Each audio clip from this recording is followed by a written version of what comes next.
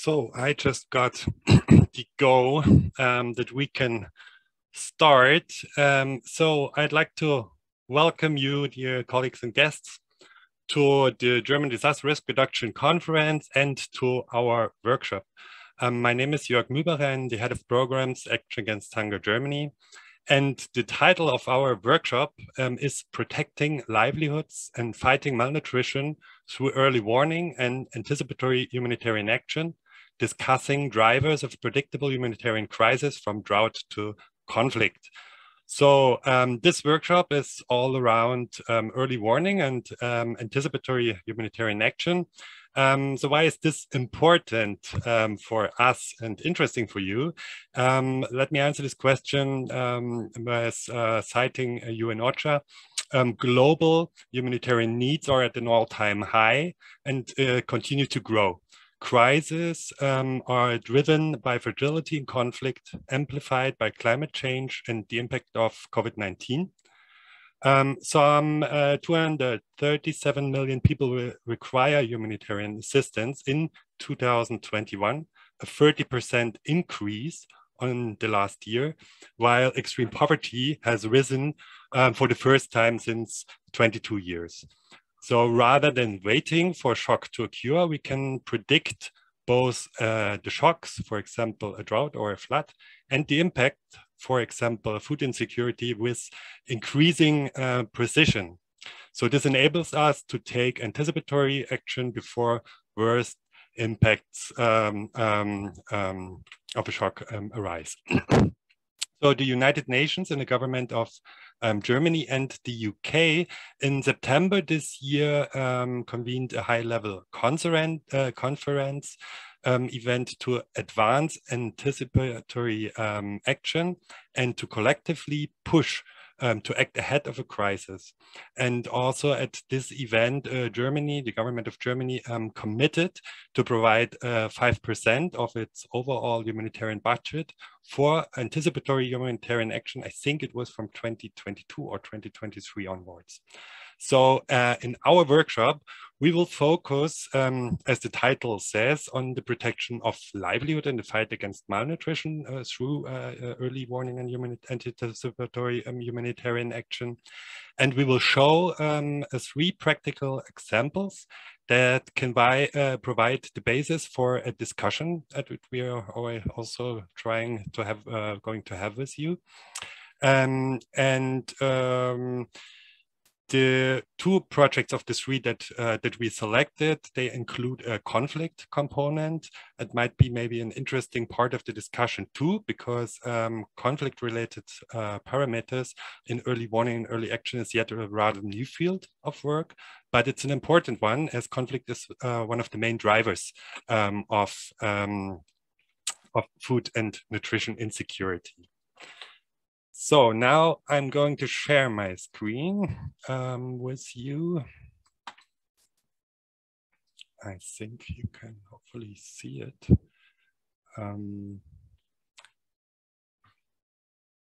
Maybe someone of my colleagues can give me just tell me if that is working and you can see the screen. Yeah, we can. Yeah, okay, you can, great. So I will come to the workshop outline. Basically, we will have 2 parts. The first part is the presentation of the examples for humanitarian anticipatory action. We have 60 minutes foreseen for this. We will start with the German Red Cross project, focus-based financing project on drought in Namibia. Afterwards, we will go to Sahel, pastoral early warning system presented by a project from Action Against Hunger. And the third one, modeling early risk indicators to anticipate malnutrition. It's a project by University of Maryland and Action Against Hunger. And the second part basically will be a discussion, 30 minutes foreseen for this, where you as guests are also welcome to share questions and comments via the chat function. The speakers and facilitators I would like to present to you. First, Annalena Huhn. She's the regional forecast-based financing delegate for Southern Africa for the German Red Cross. Erwan Filol, he is the GIS, Geo-Information System Officer at the Regional Office for West Africa and Central Africa from Action Against Hunger. Cédric Bernard, Food and Security and Resilient Livelihoods Advisor, also Regional Office for West and Central Africa Action Against Hunger. Cédric will come in for strategic questions, while Erwan is basically the technical expert for the Pastoral Early Warning System project. And then we have Dr. David Baker. He's Associate Director for the Center for International Development and Conflict Management and Research Professor from the Department of Government and Politics at the University of Maryland. And he will present the Mariam project, and he served as cross-disciplinary lead for the project from its inception onwards. Then we have Karen. Karen Dahl is Manager for Capacity Strengthening for Humanitarian Action at the German Red Cross. And Karen will facilitate the second part of our workshop, the discussion part. Yeah, and I already told you who I am. And I will be from now on, after this input in the background, checking your chat. So you're very welcome to provide your questions via the chats. I will try to hand them over to Karen, who will facilitate. And with this, I hand over to Anna for the first project.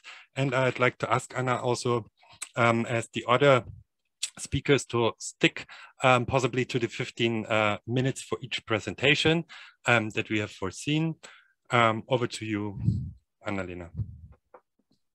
Thanks, Jörg, and good afternoon, everyone.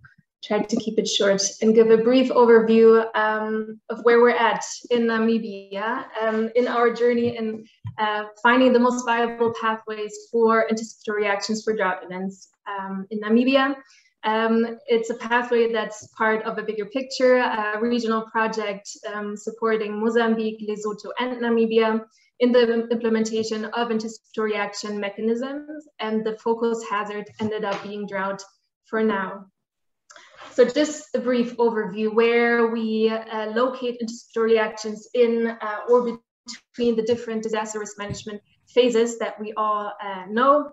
So we have the longer term preparedness phase, and then we have the reactive phases of disaster risk management response, and then recover after an impact of a natural extreme event. Now, what we do in a very distinct time window between we receive a forecast and an early warning and the actual impact of a natural extreme event is the implementation of anticipatory actions. That time window is very different for different hazards. In Mozambique, for example, we work on cyclones and floods, and here we work in a time window of 72 hours, 3 days. But then we have the case of slow onset hazards, such as drought, which I will focus on today, where we talk about a much larger time window of several months. And the key components of anticipatory actions as we implement it within the Red Cross movements are triggers. So defined risk thresholds that allow us to indicate based on forecasts that we will see a large magnitude natural extreme events based on our historical impact analysis that we conduct. It's the anticipatory actions themselves that we design in a way as to reduce the most adverse humanitarian impact of natural extreme events. And then we have the financing mechanisms tied to that within the Red Cross movement that is financed over the International Federation of the Red Cross and the Disaster Relief Emergency Fund.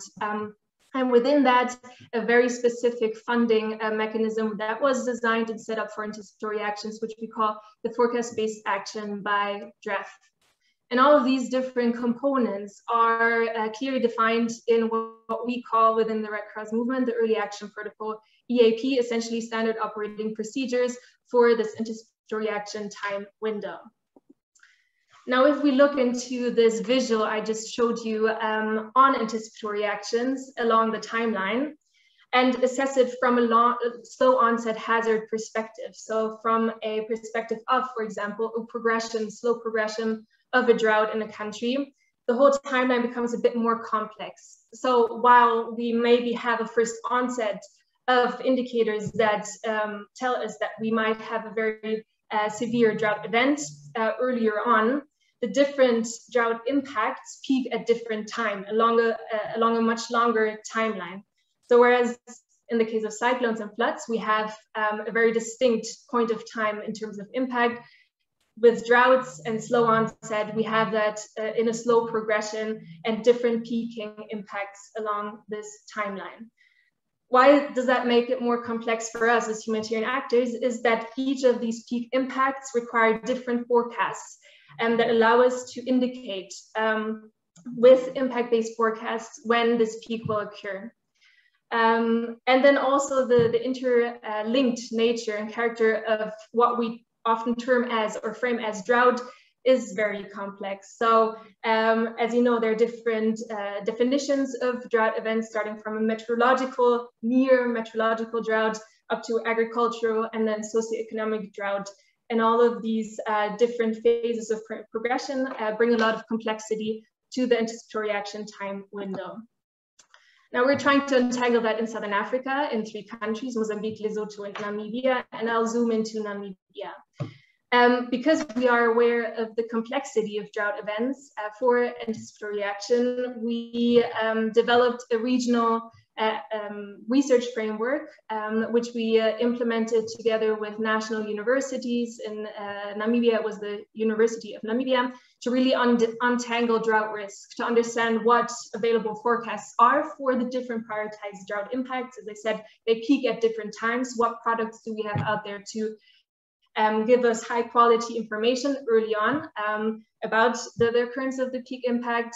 What specific vulnerabilities for drought events are we talking about in Namibia within different livelihood profiles? Who's actually most at risk and when along the timeline? So the design of feasible early actions for those most at risk population groups, pairing it together with available forecasts, and then tying that all together in most viable scenarios of the protocols, the early action protocols that we developed.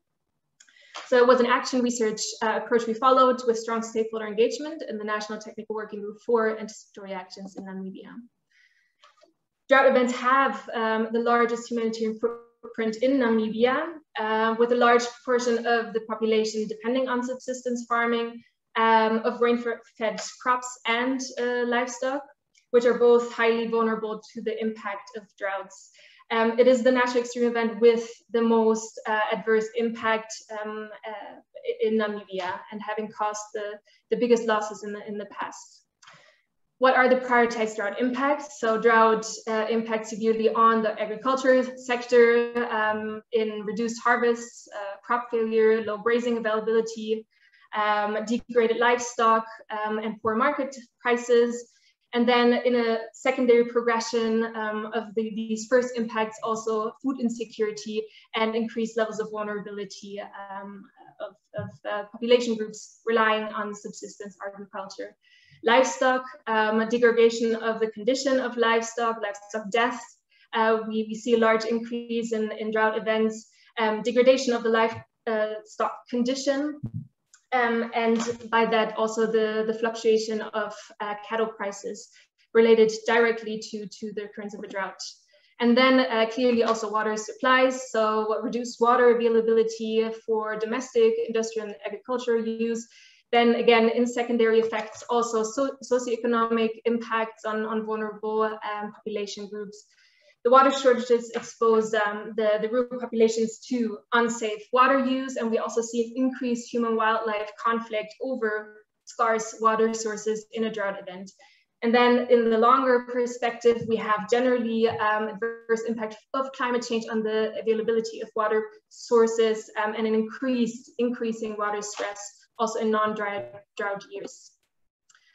And then we investigate where we see those vulnerabilities, the geography of the drought vulnerabilities. And we see on the map on the right that we have the highest recurrence of adverse drought impact in the north of Namibia. And within that region, then we zoom into the livelihood profiles. So who are the different, or where are the different livelihood zones and the population groups within that region most adversely impacted.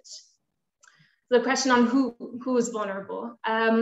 52% of the Namibian population is relying on subsistence farming, but within that umbrella population group of subsistence farmers, we have specifically vulnerable parts. So if we talk about women and female-headed households, and they are, as the research has shown, more adversely impacted by drought because they carry various responsibilities, field cultivation, caring for livestock, but then also tending to the elderly, sick, and children. We also identified households headed by the elderly, with 30% of the rural households headed by people above the age of 60 years. Also orphans and orphan-headed households, with 6% of rural households headed by orphans. Children affected by school dropouts, as during drought events, families migrate in search of pasture and water, and then also generally people living with disabilities. So as we zoom into these livelihood profiles, we single out the livelihood zones that are most vulnerable and have been historically most severely impacted by drought events. In the case of Namibia, we identified livelihoods dependent on subsistence agriculture, livestock, but then also game and wildlife linked to tourism as vulnerable to the impact of drought events. We then carried out participatory research at the field level in 3 pilot communities representing these 3 different livelihood profiles, and mapped out the specific vulnerabilities, but then also positive as well as negative coping capacities. From a humanitarian perspective, Red Kreuz, but then also from the perspective of anticipatory actions, our aim is to support vulnerable population groups in scaling up positive coping mechanisms and building on what actions are already being taken by community groups. So mapping out positive coping mechanisms is an important factor in the design of anticipatory actions and the early action protocol. So negative coping mechanisms is, for example, skipping meals, as you see in the table, and relying also on humanitarian assistance after drought impact. And then we pull all the factors together, and that is where we are at. So based on all the research we've conducted at the field level, together with the University of Namibia, we have designed 3 most viable scenarios of those protocols, early action protocols. Here you see the example targeting the prioritized impacts of food shortage, malnutrition, and depletion of reserve funds, really focusing on the livelihood profile that is dependent on crop production, subsistence farming. And then we link or we design a clear timeline of anticipatory actions prior to the peak impact of food shortage, malnutrition, and depletion of reserve funds that will mitigate the impact and reduce magnitude of that humanitarian impact. Within one protocol, we target roughly 8,000 people, 2,000 households. Linked to that, we also develop first trigger statements, look at forecasts that can support us in forecasting this peak impact. We're looking into rainfall chirps, but also the vegetation conditions, NDVI, VCI, and investigate with the Namibia Meteorological Services which trigger makes the most sense for the Namibian disaster risk management system and the forecast that the Namibia Meteorological Service is using at the moment already. I will share the link to the full report where you can have a look at all 3 early action protocol scenarios, also the one focusing more on livestock production and game wildlife. It is on the Anticipation Hub, which is generally a great resource for anything linked to anticipatory action. So please have a look and an in-depth read into the research outcomes from Namibia. Per scenario, we map it out along a season. So basing on historical drought impact timelines, we map out when these actions have to take place in order to mitigate the peak impact. So here you see, for example, as readiness activities for forecast-based financing or anticipatory actions, training on conservation agriculture and enhancing the agricultural activities at risk in exposed communities, and then the provision of seeds, provision of fertilizers, and ongoing support to the implementation of conservation agriculture throughout the season. And for each of the scenarios, we developed a timeline as such. So where we're at the moment is tomorrow we are convening all the national stakeholders in Namibia of the Anticipatory Action Technical Working Group at national level to rank these scenarios for highest viability based on clearly defined selection criteria. So again, it's a participatory process. We are supporting, and after that is done, we finalize the protocol and make the drought early action protocol elements operational and move into the implementation phase. So that, from my side, is a bit of opening up the analytical process we do within anticipatory action initiatives, using the example of Namibia and using the example of drought. Over to you, Jörg. I think Karen is going to take or to lead the discussion. So we had in mind to have 5 minutes after each presentation for comprehension questions. So far, I don't see any questions in the chat. So that's what I can tell Karen at the moment. Maybe yes. Maybe the other colleagues have comprehensive questions or. Thank you so much, Anna-Lena, and thanks, Jörg, also for jumping in. I also don't see any question in the chat now, but people still have time to put some because we will have the long discussion also afterwards. So I'm happy to get the questions later as well. So I think we can actually move on to the next presentation, and Lena will be there later to answer your questions there as well. So yes, I am handing over to the next presenter. Yeah, hello everyone. So just give me a second. I can share my screen. No, here it is. So my name is Erwan Fillol, and together with Cedric Bernard today I will present you the pastoral early warning system of West Sahel. We are working for Action Against Hunger at the West and Central Regional Africa Regional Office, which is in Dakar, Senegal.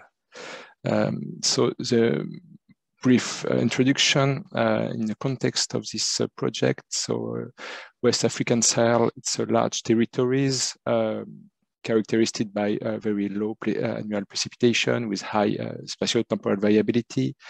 And pastoralism in Sahel, it's an extensive way of breeding with transient movements in order to optimize the resources, and it plays a very important role for social and economic assets, and as well for food security and nutrition security.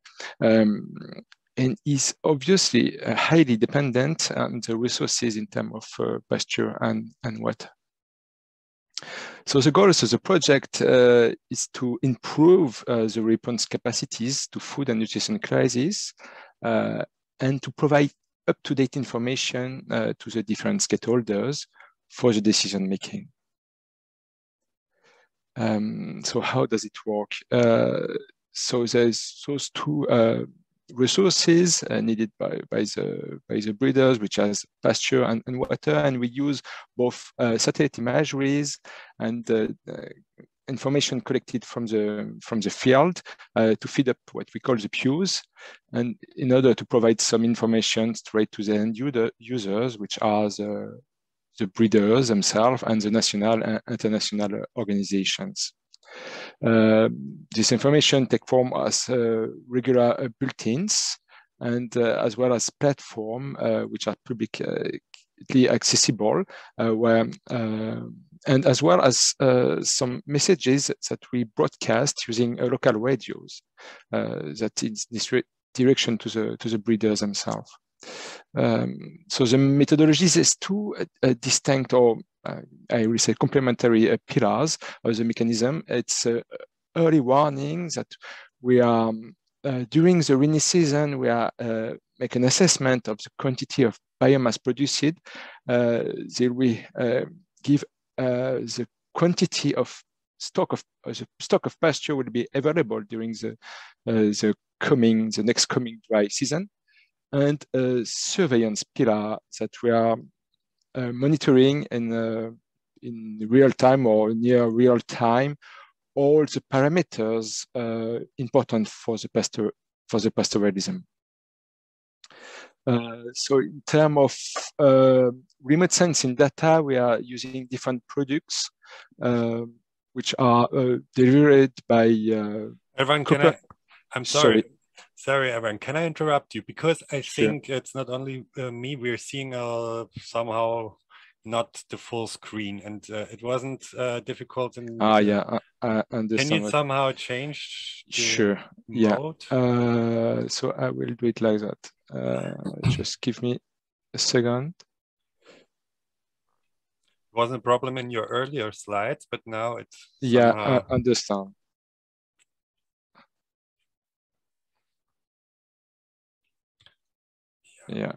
Yeah. Now is it better? Yeah. Okay. So in terms of remote sensing data, we are using data provided by different providers, mainly by the Copernicus Global Land Service, which provides this product called Dry Matter Productivity, DMP, since 1999. We get time series since 1999, and giving the instant production of the vegetation. And in complementary, we use another product provided by Geogram Wrap, which gives a fraction of vegetation cover, including dry, meaning non-photoactive vegetation, and humid, meaning photoactive vegetation. As well, we use some products related to presence of surface water at different resolution, as well produced and delivered by Copernicus Global Land Service. So this is a kind of results given by the system. This is an anomaly of production for year 2021, so the current rainy season, which is almost start over now. So we can see that this is the anomalies, meaning the comparison of the season with the average, and we can see that especially on the west side of the Sahel, the situation is very low. The production of vegetation is lower than the normal, especially over Mauritania, Senegal, and west side of Mali. While in Niger and north side of Burkina Faso, the production is quite okay, even a little bit above the normal. The system permits to zoom, like for instance, if I focus on one administrative level, Chabi in Mauritania, we can follow the actual production during in real time, and we can see that the production of vegetation started very late this year, and even in July, August, we already know that the production here will be much more low above the normal. And we can see that the total production for 2021 is at as what it was in 2011. So it was between it was for the most worst years for the time series. Yeah. Regarding the field data, so we get a network of relays scattered over the 5 following countries, 150 agents collected information on a regular basis, and each week we send them a questionnaire using SMS service, and we get information about resources, so obviously local, what they can see in the regions they follow, about pasture and water, what is the animal concentration and movement, is there some disease, what is the health of the animal, is there some abnormal mortality, if there is some insecurity or cattle theft, is there some water, and what are the market prices, animals, feeding elements, and cereals. This information could with this information, you can show this kind of maps. Here's an anomaly of surface of fraction of vegetation. This was at the end of the dry season, just at the beginning of the rainy season, 2001, June, July 2001. 2021, sorry. And so 2020 was quite a good rainy season. And that's why the stock of pasture for the last dry season was quite high. And the animal overweight at this time was quite okay. Normally, we are expecting that the animals overweight decrease during the dry season, but this year, only few locations, there's some relay reporting poor animal states. So this was quite good. We can also provide this kind of maps. This is a zoom on the three borders area. So at the borders between Mali, Niger, and Burkina Faso. And this is about insecurity events. And all red dots, the relays are reported some insecurity events. And so we can see that most of the relays over the Gao region report some insecurity. Even the one at the border between Mali and Niger, and some at the north of Burkina Faso. And we get as well information about the kind of insecurity. So the relay gives some details about the insecurity. So it's in French, but they say basically that there is some cattle thief by armed group, even some murderer. So not very funny information, but very, very useful. So we get some platforms available publicly. So the main one, it's SIGSAHEL.info, where we post all the publication and bulletins we are producing, and as well as an interactive interactive map interface called geosahel.info, where we can visualize all the remote sensing data and plot some, draw some profiles, and as well downloading all the data, and a dashboard we made especially during about the COVID-19 situation. So we adjust the questionnaire in relation to the relays, and add some question specifically for the COVID situation about reduction of movements, or market, if the market are open, or is there any disruption in the activities, economic activities. So I would say the key results, it's recognition about the system, and as it's been used by many of donors and international NGOs, and for years now. So the system is running since 2007 and 2008 with a spatial extension after years, but so it's quite stable and very well integrated, as it is used as intrant for the discussion for the card harmonisé, which is equivalent of the integrated food security phase classification in the West Sahel region. And the aim of the system is to be fully transferred at the end to our partners, which are the pastoral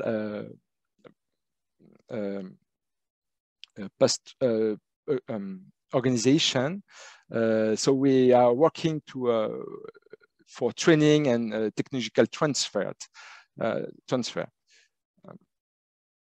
So the next step and future plans will be maybe an increase of the coverage, an increase of the density of the relays, and extension to the adjacent country, maybe in Nigeria and Chad.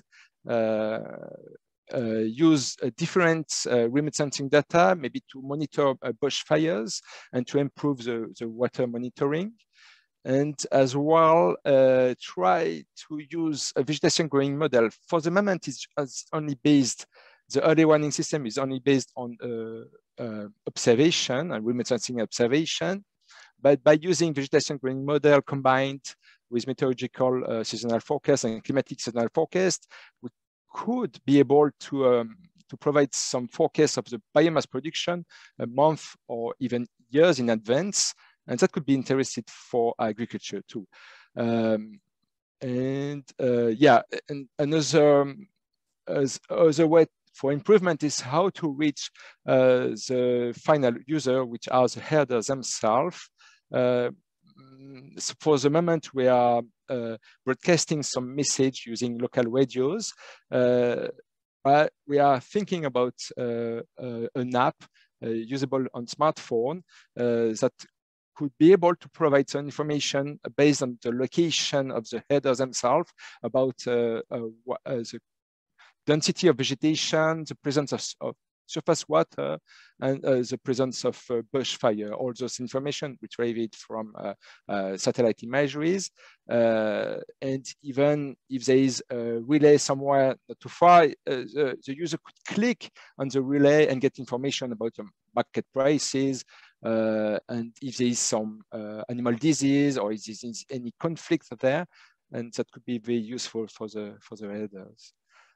So just to finish, I would like to thank all our partners, international and local partners, and our technical partners and data providers, and as well our funders, past and present funders. So thank you. And if you have any question, thank you. Thank you so much, Aaron, for this wonderful presentation. Thanks so much. There is actually a question in the chat regarding indigenous people. So the question is, what are the specific information requirements for and or from indigenous people in Sub-Sahara and Sahel? Indigenous people. I interpreted this question somehow like this. Unfortunately, we cannot answer, or because it's in this chat function, that from local people, I would say, what that means. So is it actually, or I interpret this question in terms of, okay, is it designed for the local people, and maybe also, are they using the outputs? That's how I would see this question. Yeah, currently. it's a way to improve the system, how to provide information straight to the end user, which are the breeders themselves. And so for the moment, we are, as I said, we are broadcasting message using local radios in local languages. But the problem is it's not, it's difficult to keep a real time and to provide up-to-date information using this kind of system, because the messages have to be updated very rapidly or very frequently. So yeah, we are working on another way to share the information is informal, that we are collecting information, and we know that using informal way of communication, the people are talking together based on the information that we are collecting and analysis, and there is kind of spreading of the information that way. But again, it's not very fast. So that's why I propose this navigator based on app. Maybe it's not for tomorrow. There's a lot of things that have to be found first. It's not only technically. People there have to be used to use this kind of tools, and to get obviously the network have to be working enough and yeah, okay, and that's it, I guess. Yeah. Maybe as a follow-up question that also popped up in the chat here is that So the one thing is, how do the people then use the knowledge? But then on the other hand, how are they also integrated into the design, like of the whole methodology? So maybe you can elaborate on that a little bit as well. Yeah, so that's a very interesting question. So yeah, the questionnaire we build up in direction to the relay. Firstly, the relays are agents of people of pastoral organization, and we are working very closely with them, and we have built all this questionnaire based on their recommendation, and of course we have giving some advising, but most of the work have been done together with the pastoral organization, and we collect information that for them is very important. One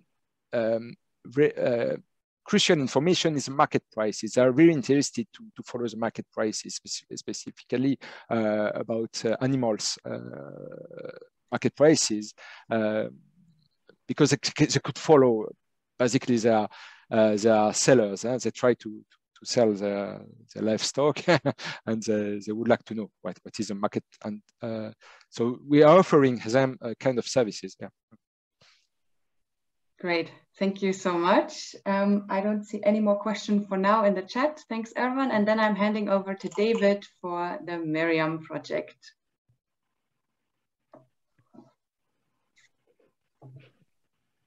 Thank you very much, and thanks to my colleagues and to the participants in this conference. I'm presenting on behalf of Miriam, which is a project in collaboration with Action Against Hunger, involving 4 different academic institutions, including the University of Maryland, where I am based. Just to give you a sense of the backdrop for the project, where we start in terms of our motivations and aims. Starting place is the significance of malnutrition, especially acute malnutrition among children globally, and especially in certain vulnerable countries, vulnerable regions of the world. And we're interested in a number of different questions about aiming to do better at predicting these outcomes. So trying to understand better whether we can predict which areas will be affected, specifically within those areas, which children will be affected, at which points in time, and which factors will be associated with those outcomes. In the process, we're looking to augment the capabilities of stakeholders. So moving the focus from measuring current outcomes, aiming to position stakeholders to be able to anticipate future outcomes better, and in so doing, lengthen the lead time for interventions, and thereby hopefully improve the circumstances of affected populations. A preeminent focus in this project has then been about trying to develop a better understanding of leading indicators and to assess the ability to identify and substantiate factors where increased risks of acute malnutrition are in particular associated with climate and environmental factors, as well as characteristics of conflict. And all of these priorities and features of the projects are driven by interest in the field, but also by the priorities and considerations of the funder of this project, by UK Foreign, Commonwealth and Development Office, that set these priorities forward.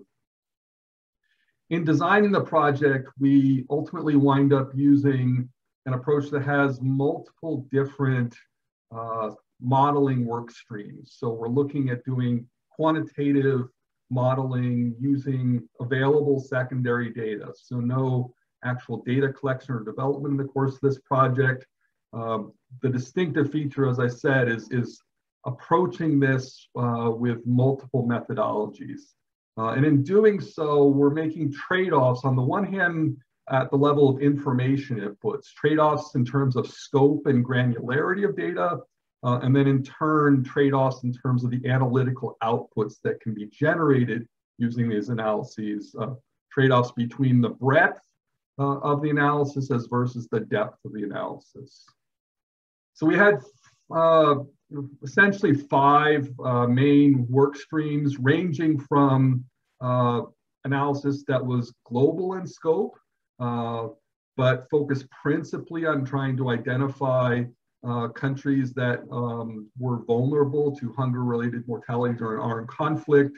A couple of other work streams using statistical methods that were focusing at the subnational level and then down to the individual and household level in a multi-level framework, and as well colleagues at the Graduate Institute in Geneva that were doing computational models that were even more granular in their focus and more narrow in scope, focusing on particular regions of particular countries of interest. I'm going to focus today on the couple of the work streams involving statistical modeling, so the subnational regional analysis and then the multi-level analysis, and in particular on the subnational regional analysis. So both of these work streams adopt a common approach, which we've labeled as vantage point analysis. So basically relying on the analogy of an analyst that is tasked with looking out into the future and trying to anticipate outcomes from that particular vantage point. They want to look out some number of months and be able to give forecasts of acute malnutrition outcomes. The analogy to that is looking back at historical data in which similarly you would look at data from a particular vantage point, lagged in time relative to the outcomes, assess what sort of predictions can be achieved in that sort of circumstance, validate whether that can be done reliably, and then apply that in practice to address the needs of that analyst, somebody in an early warning function. In the process of conducting this analysis, we're pulling in, as I noted, a variety of secondary data on different sets of indicators. And for the most part, we sought to be quite parsimonious, not overloading our models with extensive numbers of variables. We've all come across models, quantitative models in the field that may have hundreds of variables in them. Our models are a bit more sparse in that respect, in part because we're looking for indicators where the data are reliably available across countries and consistently available across countries. So we have some indicators that are more about sort of cross-sectional vulnerabilities, factors that tend to remain static, and then sets of variables, particularly focusing on these climate and conflict factors that in the shorter term are things that fluctuate and are also things that are measured more regularly over time. Some of the data on acute malnutrition outcomes, as well as other indicators that are measured through those sources, that data collection in terms of its regular availability across countries, across locations, it's not the sort of data that necessarily is available at monthly time points for every region in every country. So we're trading off variables that we can measure with greater precision and greater frequency with variables that are measured less often, but also can be expected to remain largely static within the time frames that we're interested in terms of the analysis. The scope of analysis, with the multi-level models, we honed in on focusing on 4 particular priority countries. So Mali, Nigeria, Kenya, and Uganda, with the subnational regional analysis, where the goal is to predict prevalence rates as opposed to individual level outcomes. In the subnational regional analysis, the scope of where we ultimately got in the project, which completed earlier this year, covered 36 countries across mainland sub-Saharan Africa. And with these analyses, we're drawing upon a number of different main sources, especially for the data on acute malnutrition, but also other indicators. In the case of the multi-level models, principally relying upon DHS data that has GIS coding. With the subnational regional model, we complemented that with data from other surveys that provide nutritional outcomes that enable us to measure prevalence. So to give you a bit of a rundown on the results from these two statistical modeling work streams and a sense of how we've sought to apply these results, make them available, make them of use to stakeholders and other initiatives within the field, within the community. So for the multi-level models, here kind of pooling together the results that we generated across the 4 countries, where we ultimately wound up actually doing models that are region specific within each country, but again, ultimately modeling the outcomes down to an individual level. We managed to achieve quite good fit. So the diagonal line on this graph would indicate perfect accuracy in terms of predicting prevalence rates. To emphasize, these results are an aggregation of results from predicting down to an individual level. And that sort of model isn't necessarily tailored to be able to predict prevalence rates. But even with that, we do quite well in terms of predicting prevalence rates. As you move along the spectrum to higher prevalence rates, errors become somewhat larger, but the sort of tolerance rates for those kind of errors may also increase if one is able to fit within sort of IPC equivalent categories and get within the ballpark of prevalence rates. The predictive models are still doing reasonably well for those application purposes.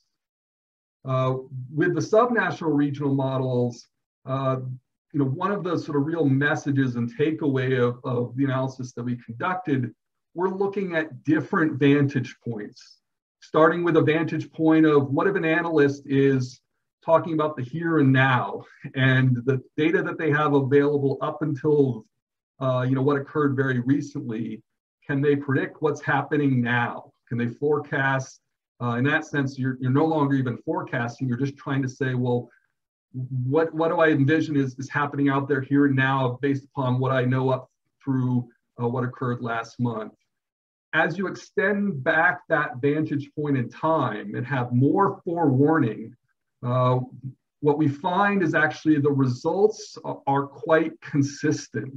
The upshot is that the analyst could achieve pretty much the same sort of fit in the models in terms of the forecast, the same level of accuracy if they're looking 12 months ahead as if they were looking at the here and now, which was something of a surprise, but also very promising in terms of how one can use the available data to generate forecasts of acute malnutrition. In this analysis, we also demonstrated that these sort of static vulnerabilities are often quite important in the predictions, but by the same token, the climate and conflict factors do matter considerably. This is also one of the few analyses that we've seen out there that makes a specific delineation between violent conflict as versus non-violent conflict. And we show in these results that violent conflict is in fact more important, is more of a contributor to predicting outcomes than non-violent conflict. With these climate and conflict factors, we see meaningful variation associated with these leading indicators. So for the climate or environmental indicators, those are generally associated with ranges of about 1.5 percentage points on average, each of them individually. And then the frequency of conflict, which is an indicator in our models, is associated with about a 1 percentage point difference on average. Again, this is for each of the factors, and this is on average. There are circumstances where the ranges would be larger or the impact would be larger. And it's also the case that if you have these factors coinciding, the impact can be more substantial. But we see on average that the extremes of these factors are expected in general across the countries that we looked at, across the 36 countries in the subnational analysis, to push GAM prevalence up above 10%. We see as well here too that the results are generally consistent across different vantage points. So the expectations of what one would foresee don't necessarily change with a larger amount of lead time in terms of forecasts. We've sought to apply these results, make them available, make them as inputs to other stakeholders or other initiatives within this domain. So in particular, we work closely with the Family and Early Warning Systems Network initiative to provide inputs to multiple cycles of their analysis, initially for multiple countries in East Africa, and then transitioning to doing it as well for countries in West Africa. So generating forecasts that they used as inputs into their analyses. And here shows similar results where instead of producing them as just the trend lines, we're also showing how this would look in a mapping context. So let me just conclude with some of our key findings from the project, and then I'll mention some of the extensions that we have in mind. So, our takeaways from this project is that open source data can be used to predict acute malnutrition effectively. That we managed to achieve this solid and consistent performance gauge with respect to diagnostic metrics and state-of-the-art benchmarks. And the results, the performance is robust across different methodologies and models. I didn't show the results of all the work streams, but you see consistency of the results as well, looking at the global analysis that we did of hunger-related mortality during civil war, as well as the very granular focused analysis using computational modeling. We have substantiated the ability to extend early warning up to 12 months with little loss of performance in forecasting. We've substantiated as well that climate and conflict factors can serve as useful leading indicators. We managed with this project and with the individual work streams to apply the analytical frameworks to multiple countries. We translated the results to practical tools to be used by others. And in so doing, had a very sort of demand-centric focus of trying to identify needs of stakeholders and to tailor products in terms of format and content to the needs of those stakeholders. In terms of extensions, let me mention a few of our priorities in terms of thinking about what could be next, building on what we did with Miriam, which again was completed earlier this year. Among the things that we want to do that we think would be constructive to do, one, broaden the scope of the analysis and at the same time deepen the granularity. So the combination of breadth and depth we think is quite vital.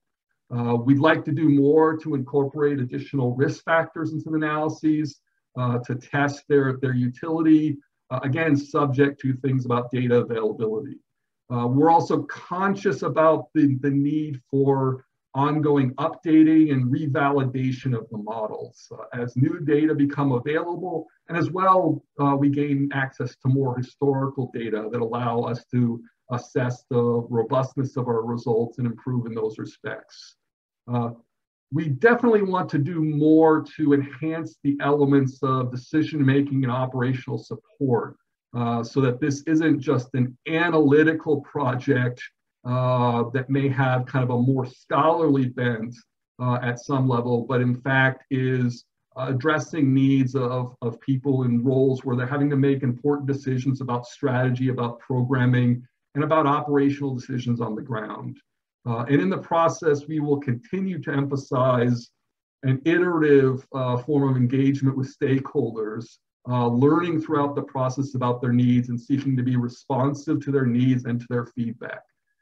And of course, the end goal for anybody that's doing work in this sort of realm is hoping for kind of a more sustainable outcome. Can we institutionalize the sort of products that we generate from this kind of project into existing early warning systems or operational and decision-making activities, so that this work is not something that just sort of sits on a shelf as being available for people to consult and learn from, but is part of an active ongoing process of improving the livelihoods and well-being of children and families and communities in affected regions. So I'll close it out there with thanks to everyone for their attention and interest. Thank you so much, David. Oh, I hear an echo. Okay. Thanks so much for your presentation. I would actually have a follow-up question directly to what you just said. Regarding the stakeholders. So my question would be, because you wrote on your previous slide that that the model meets the needs of the user, and I would be interested in who are those stakeholders, and then related to that, what is the lead time that they would actually need in order to implement early actions?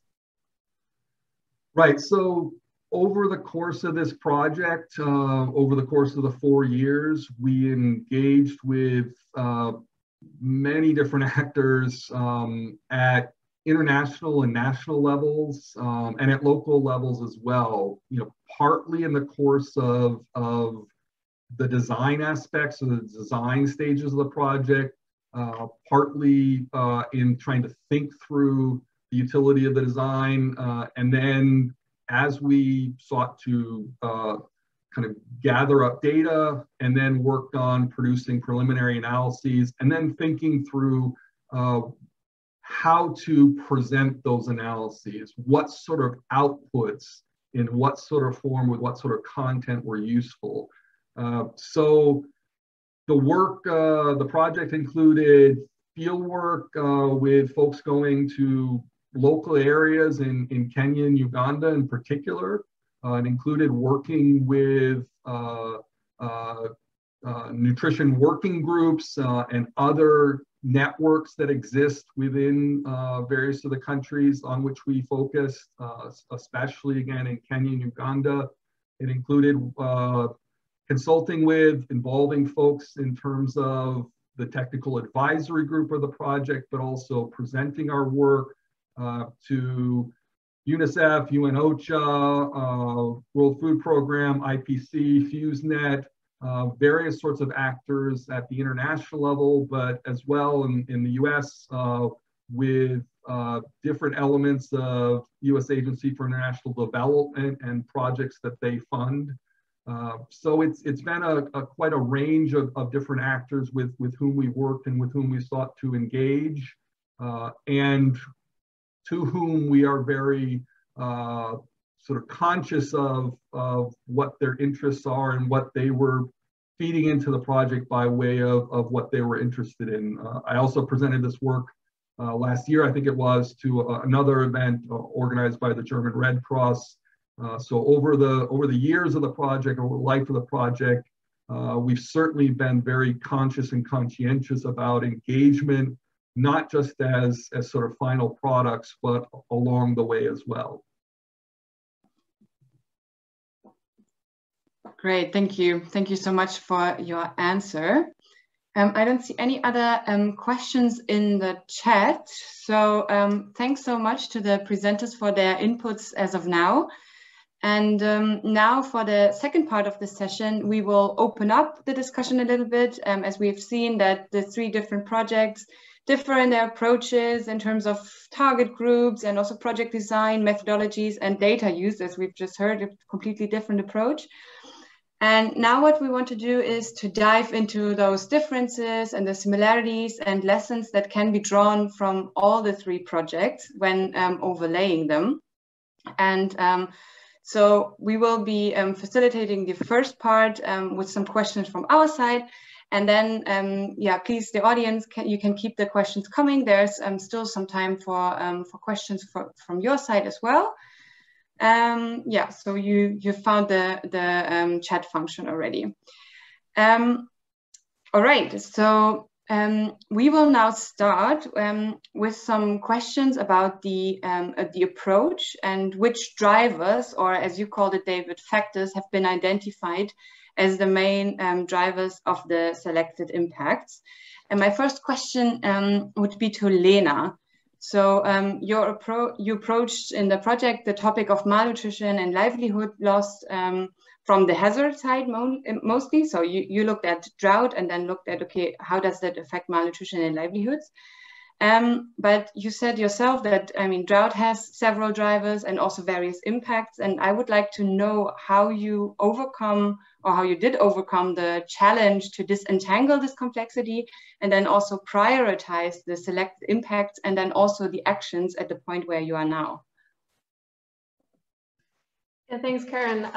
Interesting question. So it's an analysis that happened at various levels. So data is key for that, for understanding and disentangling how drought has impacted on Namibia in the past. We've heard it from the other speakers as well. Both the availability of data, but also the access of data is of high importance. And I think also there, the regional perspective is quite interesting, being able to compare how data access and data availability plays out very differently in 3 countries in Southern Africa, Mozambique, Lesotho, and Namibia. So we start with that. We look at historical impact and see what priority humanitarian impacts have occurred in the past, to what extent. But then also the community level research, the participatory research we did was really important. So what we did there was, together with focus groups from the communities, map out historical drought events in their memory. So really map out the timeline of when which impacts occurred at which point along the season. And we also separated community members into different focus groups. So creating space also for only female focus groups to be able to disentangle also the gender perspective, no? Like how drought impact is specific, gender specific. So that was an important element we got from the community level consultations, and by mapping out historical impact. And then we did the participatory exercise with the focus groups at community level. And from what occurred in the past, what steps could have happened earlier on in the drought impact timeline? And we really did that in a participatory manner with the community members. What actions could have taken place earlier so that we wouldn't have reached the peak impact or would have seen it in a reduced extent. So this was information we did not get out of sort of the data analysis at national level, consulting national data stakeholders, and was really an important complement to the analysis that happened at the national level within the National Technical Working Group. So again, analysis at different scales, including different actors, and using different approaches and methodologies. And I think that's very important to make use of a variety of tools and consult the variety of stakeholders we have. Then moving from that width of information we got out of the research, the big task was then to focus again. And as you mentioned, to do the shortlisting and narrowing down the most feasible early actions. And that we do by clearly defining the selection criteria within the technical working group, and also be guided by the criteria that we have for the validation of a protocol, which is given by the International Federation of the Red Cross. And that is where we are now. So ranking early actions based on these predefined criteria. And that is the exercise that will happen tomorrow in the stakeholder workshop in Namibia. So unfortunately, I can't present any results yet. A day too early. Keep us posted. That would be great.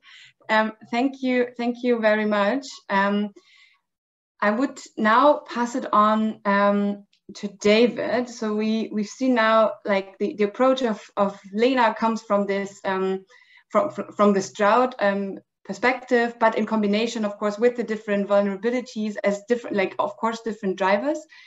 And I would like to ask you, David, a little bit provocatively, is this enough? And what can your approach potentially add? And yeah, and maybe can you elaborate a little bit also on what role does conflict play in your approach? Right. So, I mean, one thing that we were definitely brought to the project was a substantial representation of folks with expertise in studying conflict. So studying, the origins and processes and dynamics and features and consequences of conflict. So I think, one piece of it is bringing that expertise as opposed to, simply using data that are available, but without necessarily kind of knowing all the ins and outs of those data. We've seen in the past, in a project prior to this that I was involved in, there's a very famous study that was published by some economists about the effect of US food aid on basically magnifying the duration of conflicts.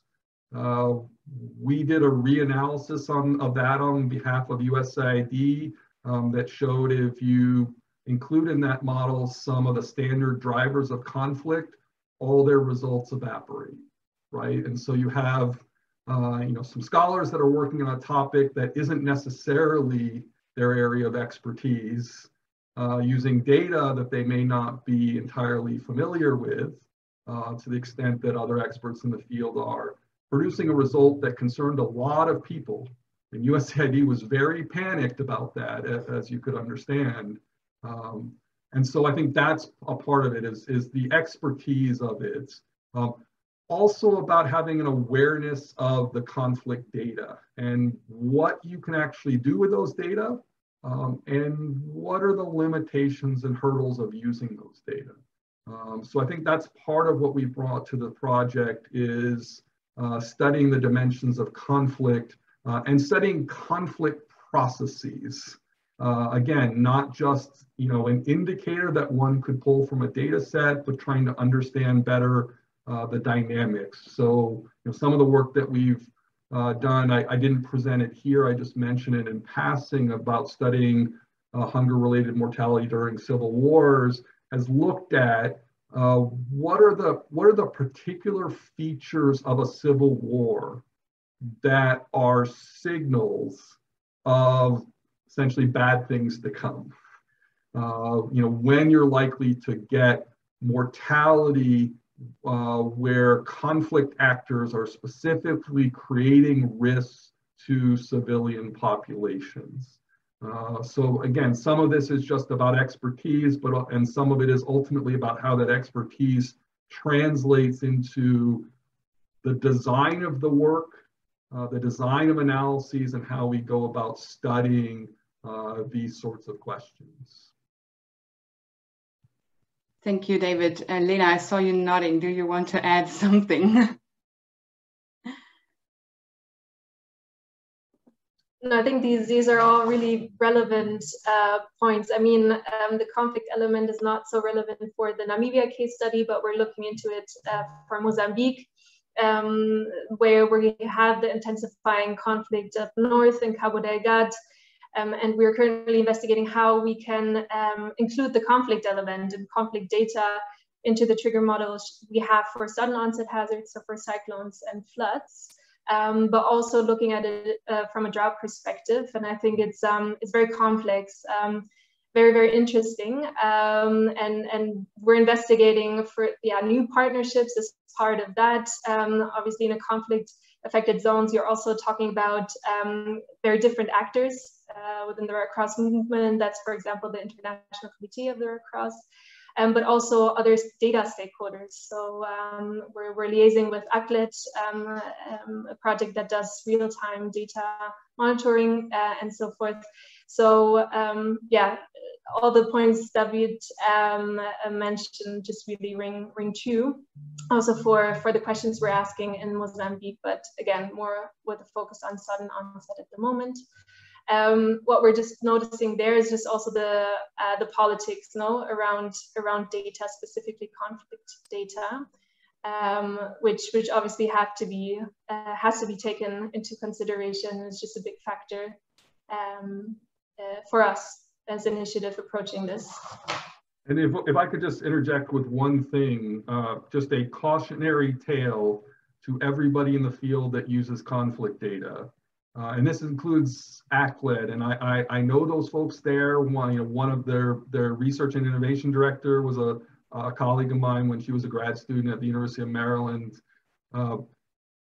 The data is often used by people in ways that assume that the data are quite precise in terms of geographic locations. Some of the data are in fact quite precise in terms of geographic locations, but not all of the data are. And that's true of ACLED and the other sources. So when you see anyone put conflict events as dots on precise locations up on a map, they're making assumptions. And sometimes those assumptions are based upon using the data sort of as is, unquestioningly, where the geographic locations in the data sets may be things like centroids of regions or capital cities of regions where the events occurred, but the actual data only tell you that the event occurred in a region. So I would just caution folks to not assume that you can treat the data as consistently and exactly precise. It's true of some data, but not all. And that makes a difference. It makes a huge difference. In other work, we've studied the difference that it makes. And similarly, we've studied the way that geocoding of development aid projects is not uniformly precise. Thank you. Does any one of the PWS colleagues wants to add in a short comment on that before we move to the next topic? Yeah, I do. Yeah. So for the pastoralist early warning system, what we've presented is that we have remote sensing data coming in, and we have availability of resources. And obviously, the conflicts component is going to have a huge impact on herds and pastoralist mobility. So we have, from the field data collection, some information on what are the incidents that have happened without characterizing the conflict itself. And then the relays in the field are just informing us from what they perceive as being security-related incident. And then Erwan presented the map with like points and dots, as David just said. And what we're actually mapping there is more, where is the person reporting the incident located? It's not the location of the incident itself. But from those maps, we are going to be able to anticipate on the accessibility of the mapped resources. So for instance, the regional map of biomass productivity is interesting per se. But without the contextual analysis, without the anticipation and the comprehension of the dynamics and capacity to actually move around, you cannot interpret them. So it is very like you might have a big green spot on the Three Borders area currently in Central Sahel, but those pastures are currently not available to pastoralists. And this is why it's really key for any early warning system. We talk more and more here at regional level in Western Africa about remote sensing data. Yes, but you need to triangulate it. You need to specify it with field data and a very, very good context and familiarity with the context analysis. Otherwise, your early warning system won't be efficient. So this is it. The second point on that conflict is its sensitivity for the people who are actually collecting the data too. We would like somehow to have people in the field collecting more information on those data, but we would be putting them at risk. Communicating on those data can be quite sensitive, especially because we are afterwards mapping it. So some information can be easily shared, and some information are shared informally, and then we can try to, you know, capitalize on that information, but without necessarily being able to actually communicate openly about it. And we do not want currently at Action Against Hunger our system to move towards something more conflict specific, because of the no harm component of our activities and the risk we identify we could put people at if we were to, you know, push that component into the system. So we do use also ACLED's information and databases just to complement our work, but as an external data provider to make sure that there is some, you know, clear limits between what we do and that other. That's it. Perfect. Actually, I would like to stay with that. So with the early warning information, and now coming to the next point of how do we actually like use this early warning information and make use of it in form of anticipatory action. So either Erwan or Cedric, maybe from your project, you wrote or you told us that the end users are the breeders and national and international organizations. But can you elaborate on, like, from your past experiences on whether the local population first received the information and what kind of actions they were taking based on the information they got, and potentially also when the action was taken? So directly when what was the lead time, what was the forecast, like what did they directly take action, or was were there some hesitance? So maybe a little bit on, okay, now we have the forecast, great, and now what are we going to do in order to prevent the impact or to mitigate the impact?